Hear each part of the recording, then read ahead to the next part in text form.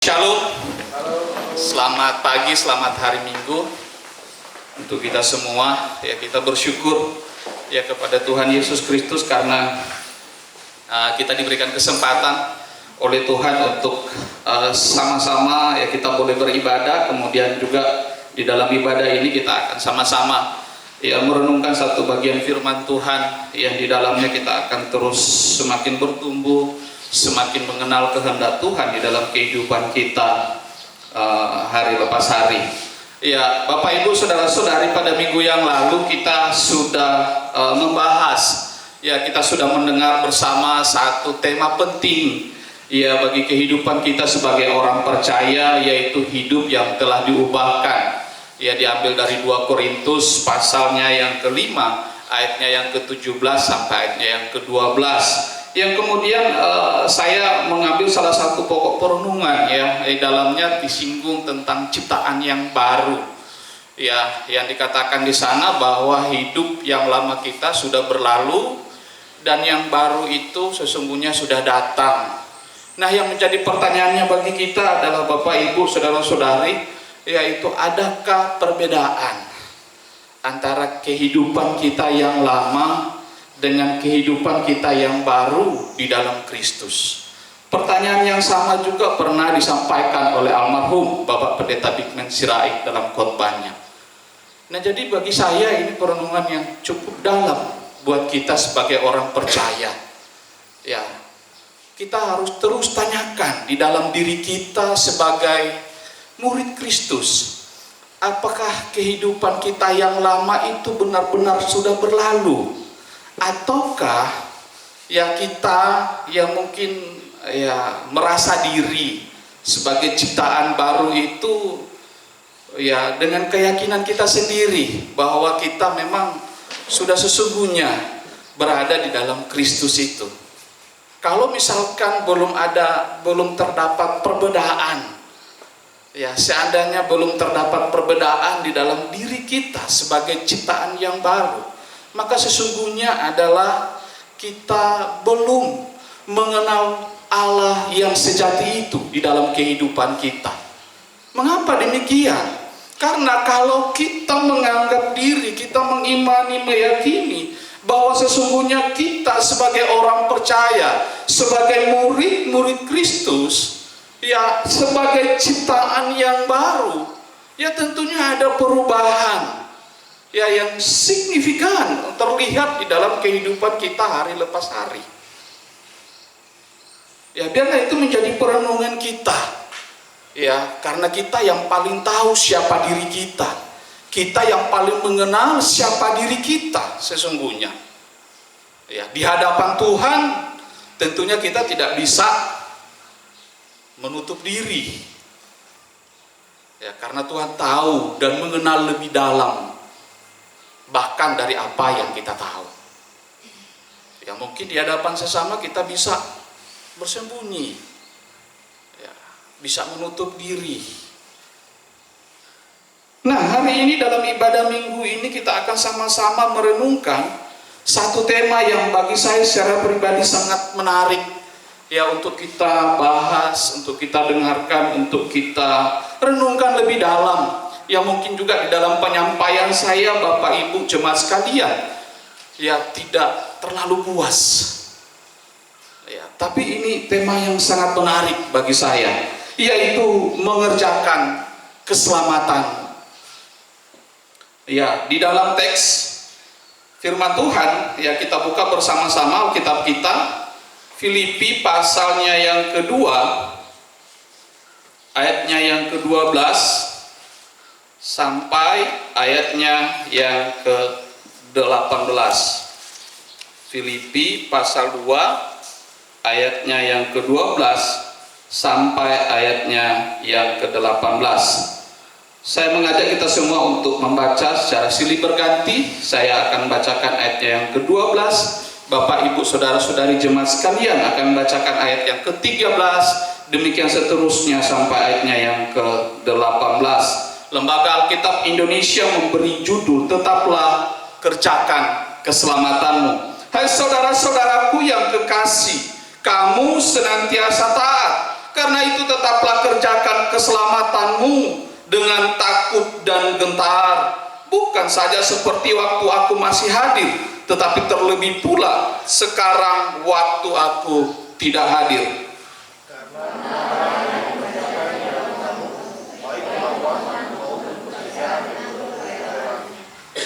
Lakukanlah segala sesuatu dengan tidak bersungut-sungut dan berbantah-bantahan,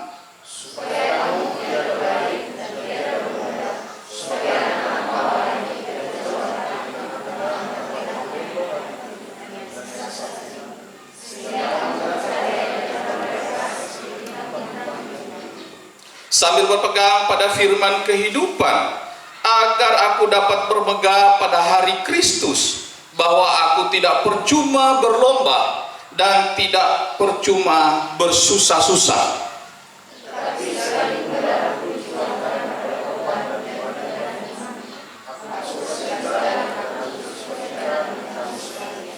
Ayatnya yang ke-18, dan kamu juga harus bersukacita demikian, dan bersukacitalah dengan aku. Bapak, Ibu, saudara-saudari yang terkasih dalam Tuhan kita Yesus Kristus, melalui teks tersebut, ya mungkin kalau kita baca secara, kita pahami secara lebih teliti, ya kita lihat secara lebih dalam lagi, maka mungkin akan muncul pertanyaan bagi kita, yaitu bahwa bukankah kita telah diselamatkan oleh anugerah Tuhan di dalam Yesus Kristus? Namun jika demikian, mengapa kita diminta untuk mengerjakan keselamatan?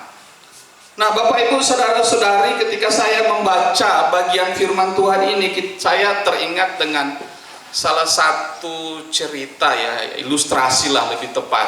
Ya, ada satu ilustrasi, ya, seorang ahli bangunan, ya, dia bekerja kepada bosnya sudah sekian puluh tahun. Lalu kemudian dia merasa diri bahwa dia sudah tidak sanggup lagi untuk bekerja lebih lama. Maka kemudian dia datang kepada bosnya, lalu mengatakan kepada bosnya bahwa dia mau istirahat. Dia mengundurkan diri dari pekerjaannya, dia mau istirahat, ya, menenangkan diri dan kemudian menikmati hidup bersama dengan keluarganya. Lalu kemudian bosnya mengatakan, oh ya, itu bagus. Ya, memang lebih baik karena Anda sudah terlalu lama bekerja dengan saya. Tetapi bolehkah sebelum kamu benar-benar istirahat, saya memiliki satu permintaan untuk kamu. Saya minta untuk mengerjakan satu bangunan rumah. Ya, rumah itu kamu buat dengan kokoh, kamu buat dengan kuat, dengan bahan-bahan bangunan yang bermutu. Dan kemudian dengan sangat indah kamu buat bangunan rumah itu. Namun yang ahli bangunan ini dia sangat kesal gitu, ya. Karena tadi di awal bosnya bilang, iya betul, kamu sudah seharusnya beristirahat. Tapi kok masih disuruh kerja lagi. Ya. Lalu kemudian dengan amat berat, akhirnya sang ahli bangunan ini mengerjakan. Ya, karena bagi dia, ya, dia mau menyelesaikan tugasnya dengan, ya, apa yang ada padanya. Lalu kemudian dia mengerjakan bangunan itu, ya, dia membeli, ya, bahan-bahan bangunan, namun dia karena terlalu berat bagi dia untuk mengerjakan itu yang seharusnya dia sudah harus istirahat. Ya, akhirnya dia hanya beli bahannya asal-asalan. Ya, bahan bangunannya itu asal-asalan. Lalu kemudian dia bangun hanya sekedar bangun saja, yang penting terlihat ada bangunan rumah yang berdiri, yang kemudian menyatakan kepada bosnya bahwa saya sudah menyelesaikan pekerjaan saya. Lalu tiba pada suatu waktu, Bapak Ibu, ya, dia kemudian menghadap bosnya, lalu kemudian mengatakan bahwa perintahmu sudah selesai saya kerjakan, bangunan rumah itu sudah selesai. Lalu kemudian bosnya itu mengatakan kepada dia, ayolah kita sama-sama pergi dan melihat bangunan itu. Lalu kemudian mereka pergi dan kemudian melihat bangunan itu. Wow, luar biasa, terkagum-kagum bosnya. Ya, terkagum-kagum bosnya. Wah, luar biasa ya pekerjaanmu. Lalu kemudian bosnya memasukkan tangannya di kantong, lalu kemudian mengambil seuntaian kunci. Yang ternyata kunci itu adalah kunci rumah yang dibangun oleh ahli bangunan ini. Lalu kemudian bosnya mengatakan kepada ahli bangunan ini, ya karena kamu sudah mengerjakan dan sudah lama bekerja dengan saya, maka saya memberikan rumah itu untuk kamu. Ya. Lalu kemudian akhirnya sang ahli bangunan ini dengan sangat menyesal. Kenapa ya? Rumah itu tidak saya bangun dengan apa yang diperintahkan oleh bos saya. Sehingga ya saya benar-benar menikmati rumah itu. Ya. Bapak Ibu saudara-saudari yang terkasih di dalam Tuhan kita Yesus Kristus, ilustrasi ini menggambarkan apa yang telah Tuhan nyatakan di tengah-tengah kehidupan kita, yaitu keselamatan. Nah, itulah yang akan menjadi bagian perenungan kita pada pagi hari ini, mengerjakan keselamatan. Bapak Ibu saudara-saudari yang terkasih dalam Tuhan kita Yesus Kristus, Alkitab mencatat bahwa Allah menciptakan manusia menurut gambar dan rupa Allah sendiri. Itu bisa kita lihat di dalam Kejadian pasal 1 ayat yang ke-26. Namun Alkitab juga memberitahukan kepada kita bahwa manusia telah jatuh ke dalam dosa oleh karena manusia telah gagal di dalam menaati perintah Allah. Kejadian pasal 3 menjelaskannya kepada kita di sana. Nah, di dalam keberdosaannya itu manusia tidak memiliki kemampuan, manusia tidak memiliki daya, manusia tidak memiliki kekuatan, tidak memiliki energi yang kuat untuk keluar dari belenggu dosa yang menghimpitnya. Karena itu Allah di dalam kedaulatannya sendiri bertindak untuk menyelamatkan manusia dari dosa dengan menjadikan anak yang dikasihinya menjadi terkutuk karena dosa manusia. Itulah sebabnya kasihnya kepada manusia, maka Allah sendiri mengutus anaknya yang tunggal, yaitu Yesus Kristus, untuk menebus dosa manusia, termasuk saya dan saudara. Oleh karena itu Bapak Ibu saudara-saudari, pada saat kita memutuskan untuk mengikut Yesus, mengambil komitmen untuk mengaku Yesus adalah Tuhan dan Juru Selamat di dalam kehidupan kita, maka pada saat yang sama juga ya Tuhan memberikan kepada kita kasih-Nya yang begitu limpah ruah, keselamatan yang diberikan kepada kita secara cuma-cuma. Nah, Bapak Ibu saudara-saudari yang terkasih di dalam Tuhan kita Yesus Kristus, hari ini kita berbicara mengenai keselamatan, ya, doktrin keselamatan dalam istilah teologi soteriologi. Ya, soteriologi itu berkaitan dengan kelimpahan, ya, pelimpahan berkat keselamatan kepada orang berdosa, ya, dan kepadanya kita diberikan kesempatan, kita diperkenan oleh Allah untuk dapat bersekutu, menikmati persekutuan yang intim bersama dengan Yesus Kristus. Maka inilah keterkaitan antara doktrin keselamatan dan doktrin kristologi. Nah, saya tidak akan membahas lebih panjang lagi terkait dengan doktrin ini. Ya, kalau menarik ya silakan masuk STT ya bagi yang masih muda. Ya, tapi tidak tertutup kemungkinan ya bagi yang sudah lanjut ya kita masih terus ya diberikan kesempatan untuk Tuhan untuk terus belajar. Nah, Bapak Ibu saudara-saudari, secara gereja mencatat bahwa terkait dengan doktrin keselamatan atau soteriologi ini masih terus diperbincangkan bahkan diperdebatkan, menjadi suatu diskusi yang hangat untuk dibahas, terus dibahas sampai saat ini. Yang salah satu diskusi yang dibahas yaitu partisipasi manusia di dalam keselamatan, atau apakah keselamatan bisa hilang atau tidak, dan lain sebagainya. Menjadi diskusi yang panjang. Nah, di dalam sejarah gereja ada dua ekstrim yang muncul, yaitu legalisme dan antinomianisme. Ya, legalisme, walaupun kedua istilah itu pada saat ini telah mengalami evolusi.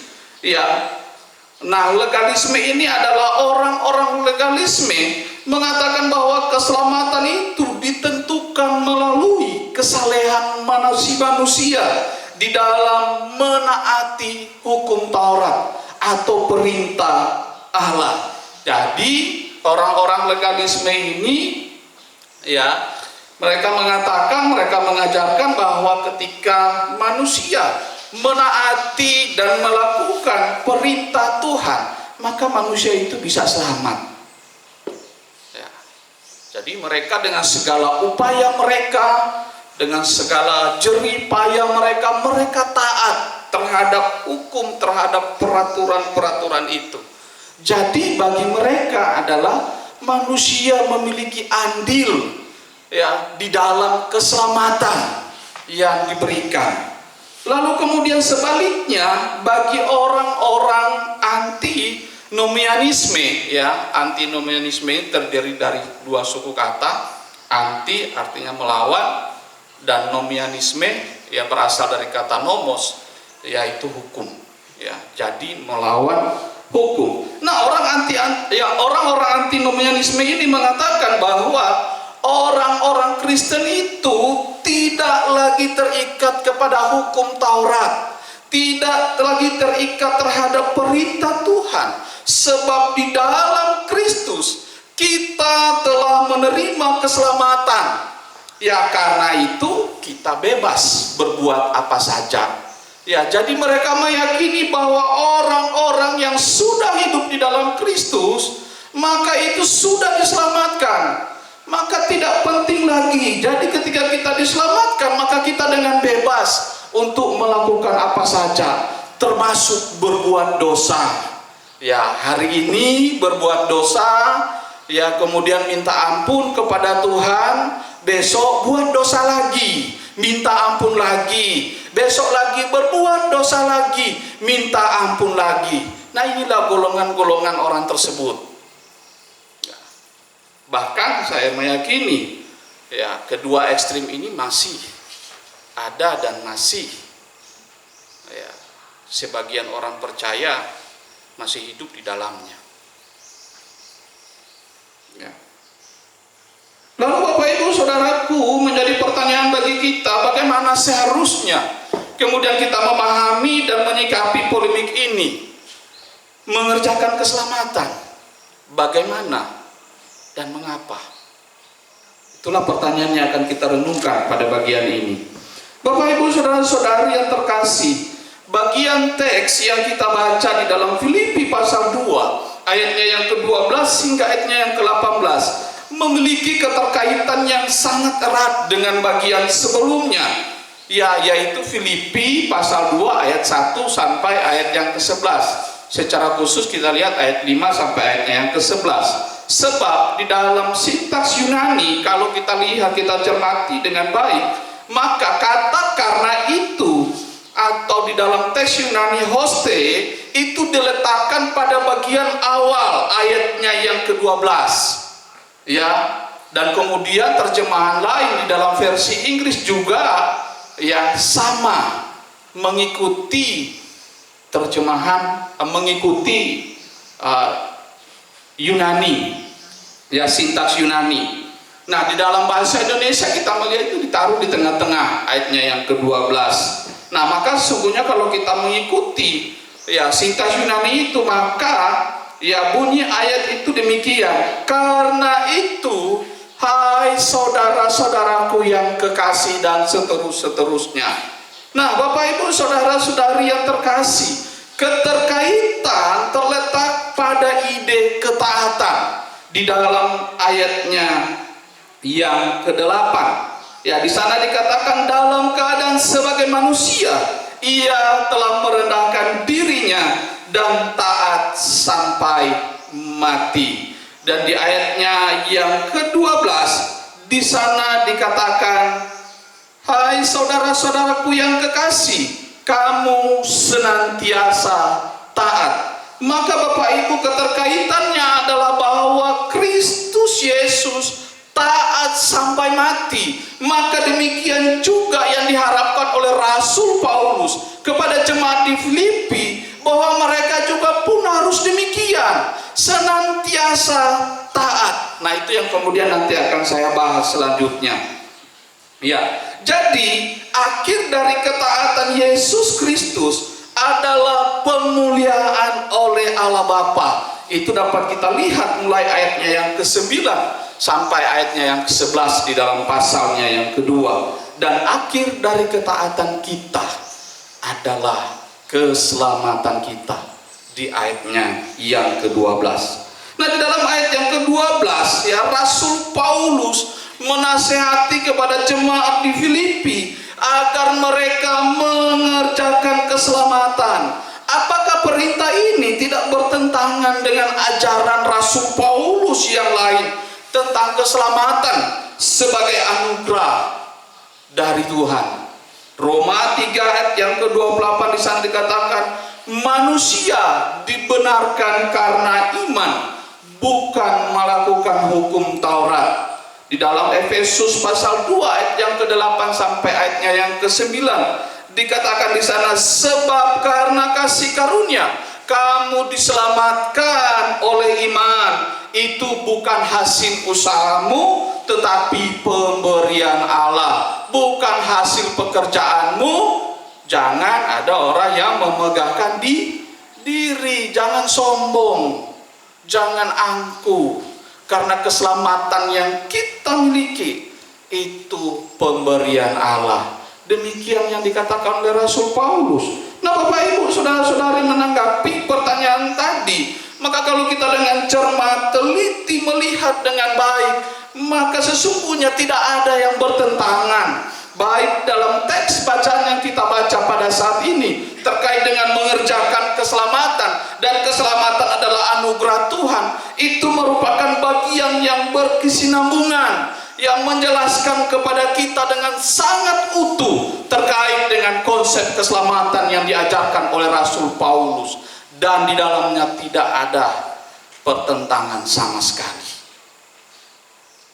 Nah, Bapak Ibu saudara-saudari yang terkasih, mari kita lihat yang pertama, kata kerja. Kerjakanlah di dalam bahasa Yunani, ya, di sana dikatakan katergasomai. Ya, sebenarnya kata tersebut lebih mengandung makna menyelesaikan, karena kata-kata katergasomai itu dipakai juga oleh Rasul Paulus untuk menjelaskan bagian ini di dalam Efesus pasalnya yang ke-6 ayatnya yang ke-13. Dikatakan bahwa sebab itu ambillah seluruh perlengkapan senjata Allah supaya kamu dapat mengadakan perlawanan pada hari jahat itu dan tetap berdiri sesudah kamu menyelesaikan segala sesuatu. Garis bawahi kata menyelesaikan. Nah, kata-kata gasoma ini dipakai oleh Rasul Paulus. Jadi lebih tepat, ya, menyelesaikan. Sehingga di dalam bagian ini, ya, bukan berarti yang menghasilkan sesuatu yang sebelumnya tidak ada, tetapi menyelesaikan sesuatu yang sudah ada. Maka kata keselamatan di sini yang sudah Tuhan berikan kepada kita sebagai orang percaya, itu kita terus kerjakan, kita selesaikan sampai pada kesudahannya. Itulah pengertiannya. Ya, jadi kata kerjakan di sini lebih tepat menyelesaikan. Ya, menyelesaikan. Kita diminta, ya, di dalam terjemahan bahasa Inggris itu lebih kepada work out your salvation. bukan work for your salvation. Ya, jadi kita menyelesaikan ya, keselamatan yang sudah diberikan Tuhan kepada kita. Ya, itulah sebabnya setiap kita sebagai orang percaya terus kita hanya jangan hidup enak-enak, ya, mengatakan bahwa oh ya saya sudah diselamatkan, ya udah hidup begini-begini aja lah, diam-diam aja, ya, lalu kemudian yang penting kita beribadah, ya, kita melayani, ya, bukan itu yang menjadi ukurannya, bukan itu yang menjadi standarnya, bukan seberapa banyak kita bersekutu, kita hadir dalam persekutuan ibadah, bukan seberapa banyak kita melayani Tuhan. Bukan itu yang menjadi ukurannya. Maka keselamatan yang Tuhan berikan itu terus kita kerjakan di dalam kehidupan kita. Kita selesaikan keselamatan itu sampai kepada kesudahan. Yang kedua, katamu dalam frase keselamatanmu, ya, dalam bahasa Yunani bentuknya jamak, menunjukkan bahwa Rasul Paulus tidak sedang membicarakan bagian keselamatan ini secara personal, secara pribadi ke pribadi. Tapi Paulus sedang membahas keselamatan secara komunal untuk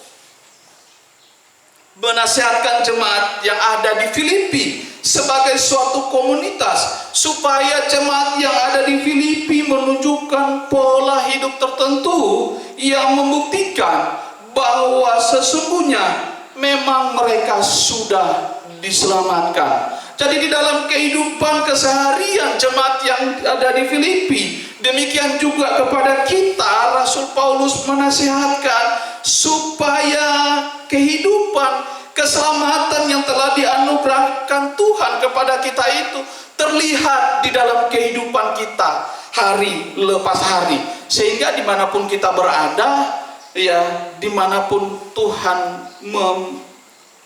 menyuruh kita untuk pergi, ya, mengerjakan segala sesuatunya, ya, kita kerjakan dengan sungguh-sungguh, menjadi bagian yang tidak terpisahkan sebagai orang yang telah diselamatkan oleh Tuhan.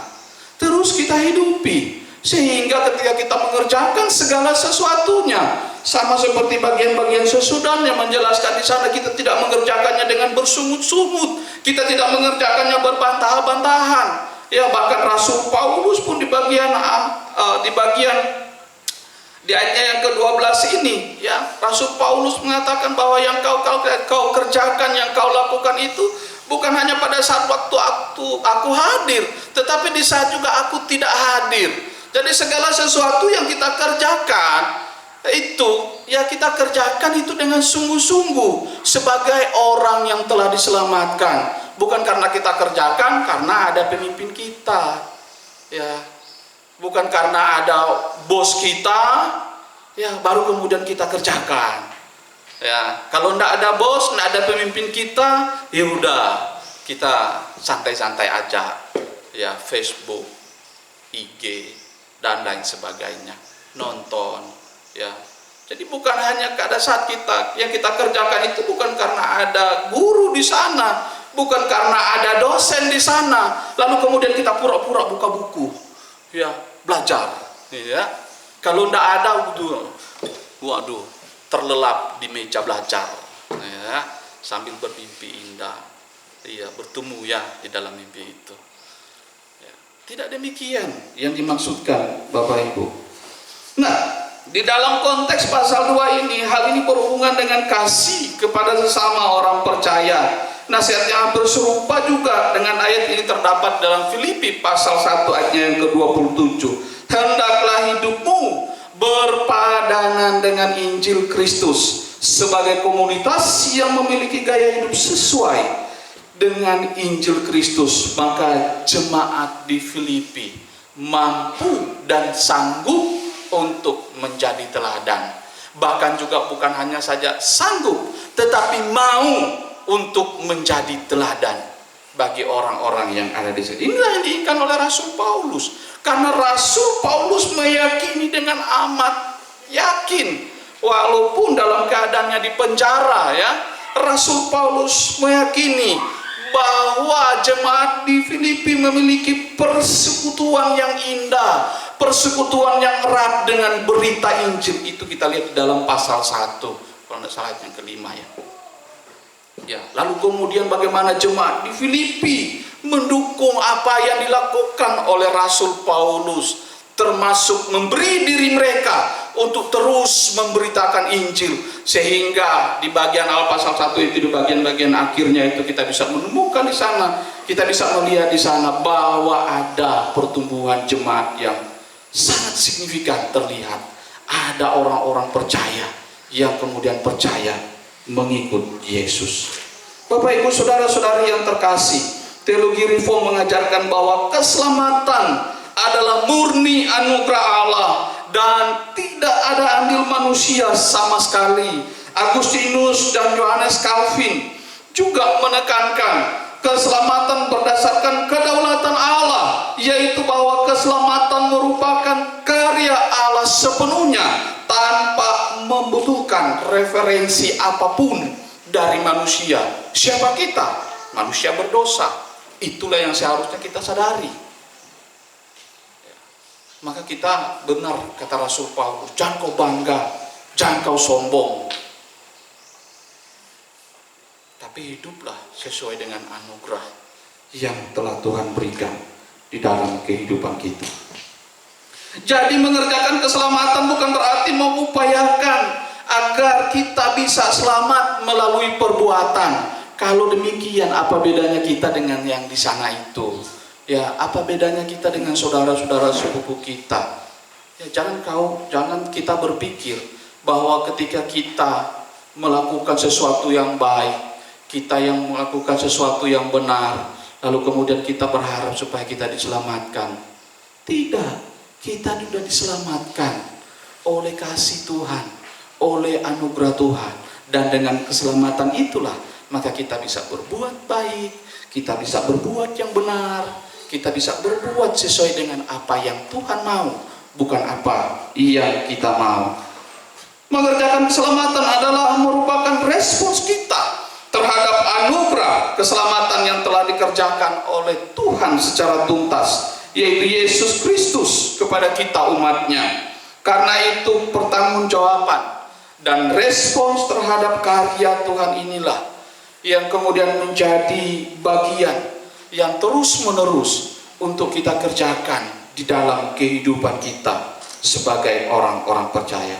Nah, wujud dalam mengerjakan keselamatan pada bagian ini, yaitu pertama terlihat di dalam kalimat kamu senantiasa taat, menunjukkan bahwa adanya konsistensi ketaatan yang dilakukan oleh jemaat Filipi mulai dari awal pelayanan Rasul Paulus. Ya, seperti yang tadi sudah saya sebutkan, jemaat di Filipi mampu memberikan tanggung-jawaban seperti demikian. Nah, demikian juga dengan kita. Kita tidak ada bedanya dengan jemaat yang ada di Filipi. Bahkan kita bisa lebih lagi untuk melakukan dari apa yang sudah dilakukan oleh jemaat di Filipi. Yang kedua, ketaatan yang tidak dibatasi oleh situasi apapun. Paulus menambahkan bahwa ketaatan jemaat Filipi harus dilakukan bukan hanya waktu aku hadir, tetapi terlebih aku tidak hadir. Jadi ketaatan di sini Bapak Ibu saudara-saudari bukan soal pencitraan. Saya taat karena ada pemimpin saya yang melihat saya mengerjakan itu. Saya taat karena ada guru saya, maka saya mengerjakan itu. Saya taat karena ada dosen saya, maka saya mengerjakan itu. Saya taat karena ada orang tua saya yang lihat saya, maka saya mengerjakan itu. Sehingga semua yang saya kerjakan itu saya kerjakan dengan baik-baik. Kalau bisa jangan sampai ada setitik pun yang salah.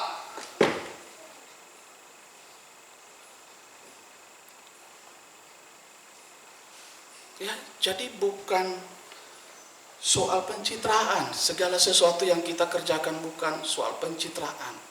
Bukan supaya ketika dilihat, luar biasa pekerjaannya ya, hebat dia, layak dia memang menyandang jabatan itu. Ya. Patut kalau bisa dinaiki lagi. Kalau ada lagi yang lebih atas lagi, lebih atas. Kalau bisa melebihi Tuhan Yesus, tidak mungkin. Ya.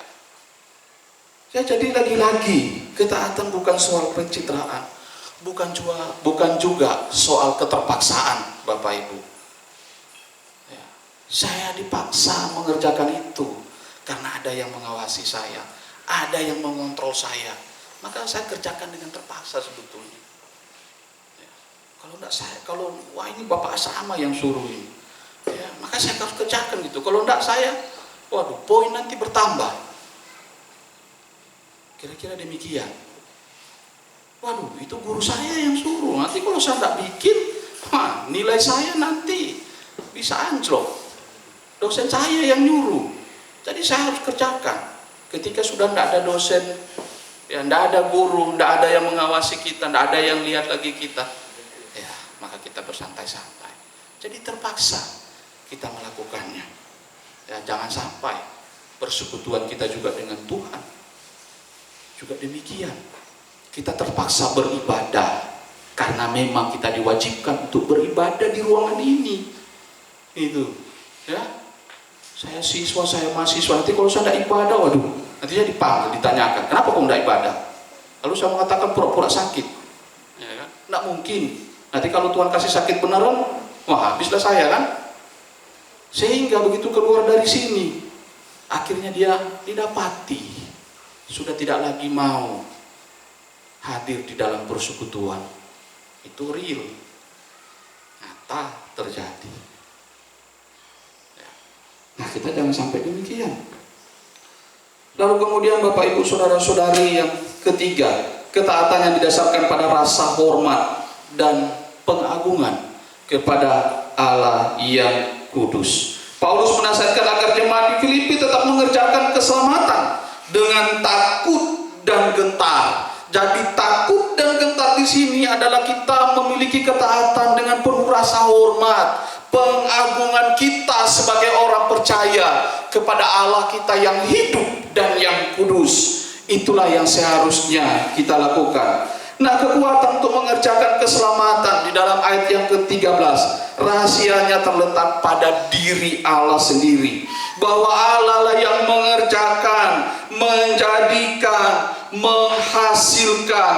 Itulah kata energeo yang ada di sana. Maknanya demikian. Jadi kekuatan dari dalam diri kita, arti yang terkandung di dalamnya ini adalah sebetulnya adalah bahwa Allah sendiri yang bekerja dengan penuh kekuatan untuk memaksimalkan kita sebagai orang percaya. Itu dapat kita lihat dalam Galatia pasal 2 ayat yang ke-8, ayat pasal 3 ayatnya yang ke-5 dan seterusnya. Efesus pasal 2 ayatnya yang kedua. Allah memampukan kita untuk mau dan mampu di dalam menaati Dia. Natur kita yang tercemar oleh karena dosa, sehingga kita cenderung tidak bisa konsisten di dalam menaati Allah, namun melalui intervensi Allah di dalam diri kita, maka kita diberi kemauan, diberi kemampuan untuk melakukannya. Dan tugas kita sebagai orang percaya, sebagai murid-murid Kristus adalah kita berserah kepada pimpinan Allah. Dengan demikian Bapak Ibu Saudara-saudari yang terkasih, nasihat selanjutnya merupakan penting bagi kita untuk mengerjakan keselamatan, yaitu dapat kita lihat di dalam ayat yang ke-14 sampai ayatnya yang ke-18. Merupakan bagian yang menjadi respons kita terhadap keselamatan yang sudah Tuhan berikan kepada kita, dan itu terus kita kerjakan, kita selesaikan sampai kepada kesudahannya untuk dapat melakukan segala sesuatunya dengan tidak bersungut-sungut dan berbantah-bantahan. Jangan kita bersungut-sungut untuk mengerjakan sesuatu, tetapi kerjakanlah itu dengan penuh sukacita karena Tuhan memberikan keselamatan kepada kita.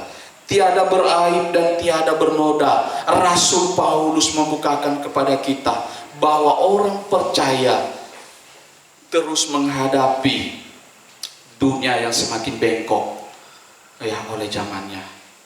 Ya, kalau dulu taat, kalau kita lihat ya anak-anak itu taat itu apa ya, secara otomatis taat gitu, takut dengan orang tua, takut dengan guru, takut dengan dosen, takut semua. Tapi kalau dilihat dari sekarang saat ini, makin kesini, kayaknya rasa takut itu udah gak ada deh. Itu pengamatan, mungkin saya salah. Ya bisa jadi. Ya tidak tahu dengan Bapak Ibu yang lain, atau mungkin para siswa dan mahasiswa. Apakah demikian benar? Ya kalau tidak benar, maafkan saya. Ya. Oleh karena itu Bapak Ibu saudara-saudari, ya Rasul Paulus juga mengatakan kepada kita, menasihati kepada kita supaya kita tetap berpegang kepada kebenaran firman Allah. Karena dengan berpegang kepada kebenaran firman Allah, maka kita akan terus hidup di dalam kehendaknya, rela berkorban dan ibadah sebagai respons terhadap iman kita, dan senantiasa bersukacita menjadi bagian yang tidak dapat dipisahkan dari kehidupan orang percaya. Kiranya Allah menurut kerelaan kasih karunia-Nya terus memampukan setiap kita untuk tetap mengerjakan keselamatan yang telah Tuhan anugerahkan kepada kita secara cuma-cuma, untuk tetap senantiasa bersandar bergantung kepada Tuhan. Soli Deo Gloria. Amin. Mari kita berdoa.